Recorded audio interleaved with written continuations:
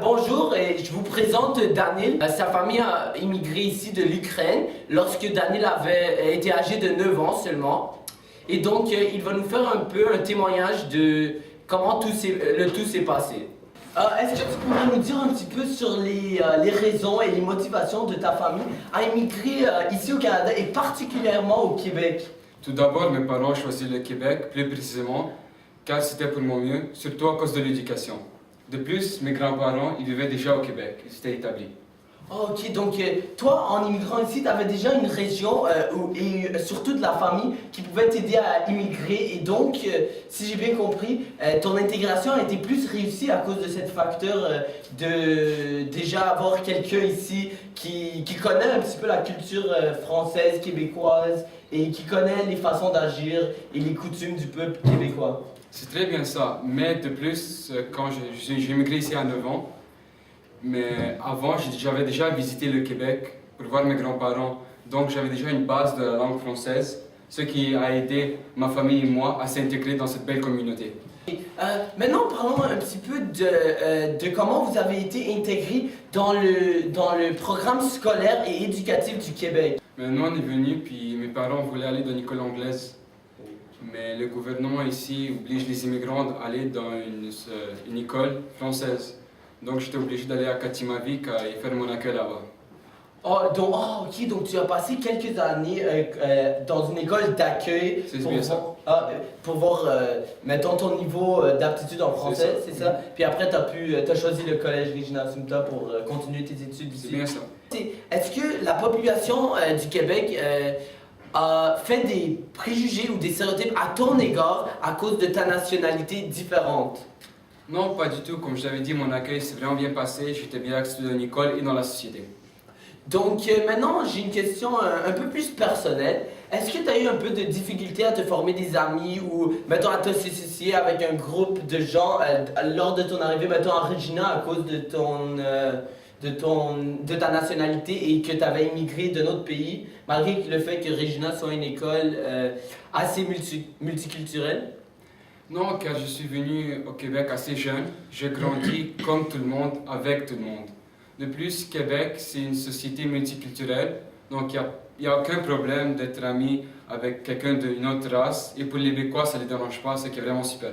Ah, donc c'est une valeur à laquelle tu associes les gens québécois à l'ouverture d'esprit, c'est ça? C'est bien ça. Les Québécois ils sont très respectueux, amicaux et vraiment chaleureux.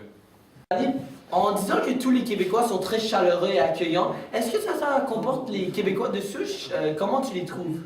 Je les trouve pareils, je vous dis. Moi, je parle des Québécois, je parlais de souche. Ils sont tous amicaux, respectueux. J'ai eu aucun problème à m'intégrer dans leur société. Ok, donc... Non, moi, ils me conviennent vraiment. Parfait, parfait. Donc passons maintenant à autre chose. Y a-t-il des éléments de la société québécoise avec lesquels vous n'êtes pas d'accord? Vous avez dit auparavant que vous aimez ça qu'ils soient ouverts d'esprit, les Québécois, mais y a-t-il d'autres valeurs avec lesquelles vous êtes en désaccord? Oui, mes parents et moi, on est en désaccord avec que la province du Québec devienne un pays, car ce serait un problème pour le Québec et on pense aussi pour le Canada. On voudrait bien que le Québec reste une province. Advenant le cas où le Québec aurait sa souveraineté, est-ce que vous planifiez immigrer quelque part d'autre dans le Canada? Ou ça serait trop de problèmes pour vous qui avez déjà...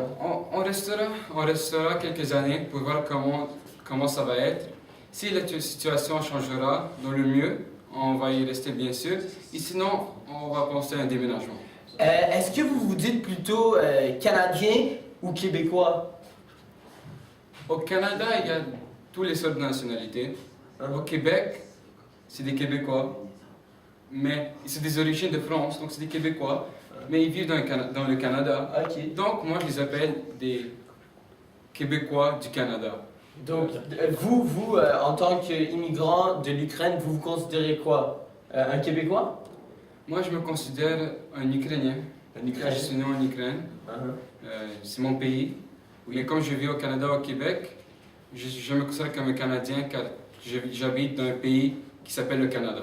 Est-ce qu'il y a des éléments qu'on pourrait retrouver en Ukraine qui vous manquent et qui ne sont pas présents dans la culture québécoise ou canadienne, comme par exemple un sport ou quelque chose comme ça? Non, pas vraiment, car je dis, comme nous on est vraiment bien acceptés. Il y a même un quartier ukrainien à Rosemont. Il y a plusieurs fêtes traditionnelles ukrainiennes. Et de plus, il y a des cathédrales ukrainiennes qui sont faites juste pour nous. Donc, si j'ai bien compris votre réponse, c'est comme si vous croyiez que c'était l'Ukraine, mais dans un autre pays.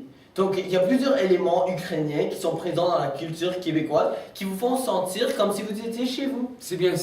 Est-ce que c'était difficile pour vous de vous adapter au changement climatique ou même ça c'était facile? Non, ça a été bien, mais juste ça m'énerve que la neige ici, l'hiver, c'est 9 mois. 9 mois sur 12, voilà. Alors, Daniel, passons à d'autres choses. Je suis sûr, en Ukraine, il te reste encore de la famille ou des amis proches que tu... Je sais pas si tu... Est-ce que tu communiques encore avec eux? Oui, je communique avec mes grands-parents qui sont restés en Ukraine et certains amis. Et est-ce que vous leur recommanderiez le Québec comme source d'immigration pour immigrer ici au Québec? Ou, Bien sûr, je recommande à mes amis, à ma famille de venir au Québec, car le Québec a son épopée sur les plans économiques, politiques et culturels. Très intéressant, Daniel. Je te remercie encore une fois pour ton temps et je te souhaite une bonne réussite et une bonne chance. Parfait, merci beaucoup. Merci.